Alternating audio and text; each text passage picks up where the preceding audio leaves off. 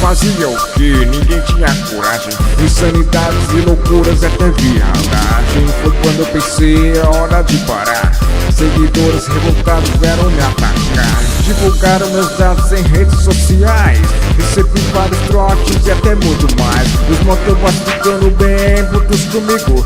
De repente eu tava cheio de inimigos. Altas tretas, tretas tóxicas duplas,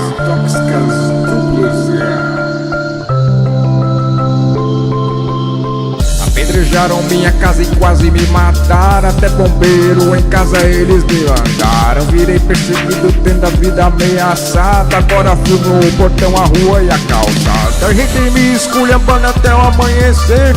Faça toda a Rede Globo, tentou me fuder. Trote o dia inteiro mesmo sem eu merecer. Mas essa treta louca me ajudou a crescer.